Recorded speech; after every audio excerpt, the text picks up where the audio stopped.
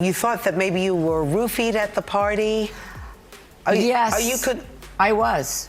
You know that for certain? Well, I do.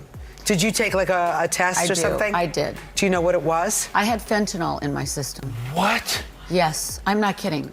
I had fentanyl, high levels of amphetamines and other things, but I can't talk a lot about it because we're still dealing with it. It was leaked, and my team is dealing with it now. What if the most shocking part of Lisa Rinna's 2026 revelations isn't the fentanyl, or the marriage confessions, or even the Bravo betrayal, but the timing of all of it? Because none of this came out quietly. It exploded. The first red flag? The leak. Before Lisa's team could handle the situation privately, word got out that she had allegedly been drugged, not whispered behind the scenes, not contained. It hit the press, and that immediately raises a question no one can ignore. Who wanted this public? Information like that doesn't just slip out accidentally. If it leaked before her inner circle could control the narrative, then someone close to the situation spoke up. But who and why? According to TMZ, the first person to notice something was wrong wasn't a friend. It was Colton Underwood. Yes, that Colton Underwood. The same man Lisa clashed with on The Traitors, the same man she publicly criticized, the same man who helped orchestrate her elimination from the show. These two were not allies. Their relationship was icy at best. And yet, at the premiere party, Colton reportedly noticed Lisa was far more intoxicated than she should have been, especially considering she hadn't been drinking heavily. He had been around her the entire night. Something didn't add up, so he alerted her team. Harry Hamlin stepped in. They got her out of there quickly. It's strange, isn't it? The man she sparred with became the one who noticed the danger. But here's where it gets darker. This wasn't some vague she felt off situation. Lisa later tested positive for fentanyl and amphetamines. Fentanyl.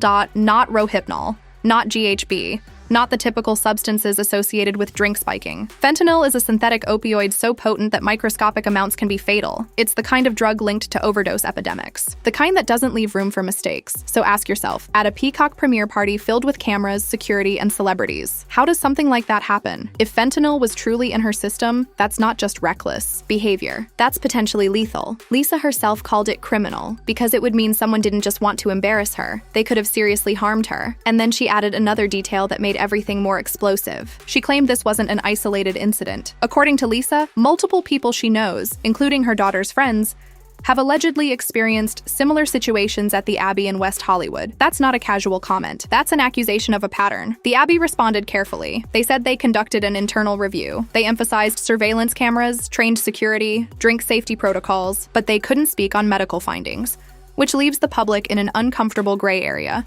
Because the CDC reported that in 2023, nearly 70% of overdose deaths involved synthetic opioids, primarily illegally manufactured fentanyl. It's often mixed into cocaine or meth without users knowing. People think they're taking one thing. They're actually ingesting something far more dangerous. Lisa's toxicology reportedly showed fentanyl plus amphetamines. That combination suggests possible contamination, the kind that has killed thousands. She didn't just have a bad night, she could have died. And just when the fentanyl story had everyone stunned, Lisa shifted the spotlight to something else entirely: her marriage. In her memoir, she tackled a rumor that has followed Harry Hamlin for decades. She didn't tiptoe around it. She declared firmly and repeatedly that her husband is heterosexual. She traced the speculation back to 1982, when Harry starred in the film Making Love, playing an openly gay man. At the time, mainstream films addressing gay relationships were rare, almost unheard of. According to Lisa, that bold career move came at a cost. She claims he was essentially blacklisted after the role, that it stalled his film opportunities for decades, that he didn't land another major studio movie until 80 for Brady in 2023. More than 40 years later. Harry, for his part, has said he would still make that same decision again. But here's what makes people raise an eyebrow.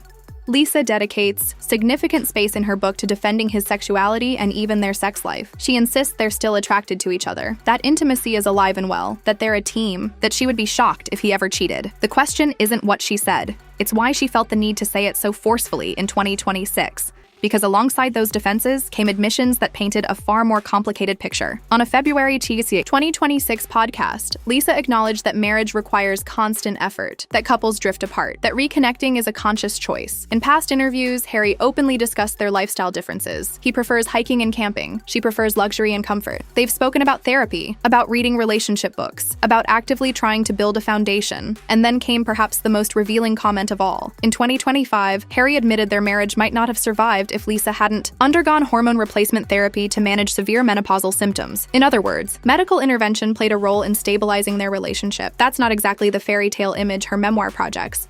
Which brings us to the biggest chapter of all, Real Housewives of Beverly Hills. For 8 seasons, Lisa Rinna was Bravo's most reliable lightning rod. She stirred drama, she delivered iconic moments, she defended the franchise. She was, in many ways, the ultimate team player. But in 2026, she described that era as a black cloud hanging over her family. She says once she left, the cloud lifted. She insists she won't return. She even suggests her daughter's modeling. Careers flourished because she stepped away. That's a massive shift in tone from someone who once bled Bravo loyalty. And she didn't stop there. Lisa claims that when she previously threatened to leave, producers begged her to stay. But after season 12, silence. No fight, no plea to reconsider. She felt abandoned, discarded after 8 years of service. She even accused Andy Cohen of publishing private messages without permission. Andy has denied certain claims, including rumors of $1 million offer to lure her back, and has stated that neither Lisa Rinna nor Lisa Vanderpump are returning. Speaking of Vanderpump, Lisa didn't hold back. She labeled her the biggest coward in robbed history, called her manipulative, claimed she orchestrated narratives behind the scenes. During Puppygate, when confrontation escalated, Vanderpump exited mid-season, something Rinna frames as running from accountability. She also went after Garcelle Beauvais, suggesting her supportive persona wasn't authentic. She revealed that Kyle Richards' center diamond position in the opening credits was essentially untouchable, and she revisited the infamous Amsterdam dinner, admitting she wanted to strangle Kim Richards, acknowledging the moment she smashed a wine glass as something she barely recognized in herself. Then came BravoCon 2022. Lisa walked on stage and was booed. She described it as suffocating, like everything unraveled in that moment. She nearly quit at the reunion. Ultimately, she sent her resignation email once she got home. The turning point? Kathy Hilton being allowed to bring her publicist on stage to defend her side while Lisa stood alone. That's when she says she realized the network didn't have her back anymore. And after leaving, the revelations poured out. She criticized former castmates. She exposed behind-the-scenes dynamics. She admitted the show damaged her family. She suggested loyalty in reality television only lasts as long as you're useful. Even her experience on The Traitors became part of the narrative. She described it as grueling, 18-hour days, psychological warfare, sleep deprivation, harder than anything viewers saw on screen. So what's the common thread here? From a fentanyl scare, to decades-old sexuality rumors, to marriage, therapy, to Bravo betrayal. Lisa Rinna's 2026 confessions paint a portrait of someone who feels she's been misunderstood and maybe mistreated. The question is whether this is long overdue honesty or carefully timed narrative control. For 8 years, she defended the machine. The moment she left, she dismantled it. Maybe that's growth. Or maybe it proves one thing Lisa understands better than anyone else. In Hollywood, loyalty is temporary, but headlines are forever. And no matter where you stand on her story, one thing is undeniable. Lisa Rinna always knows exactly how to stay at the center of the conversation.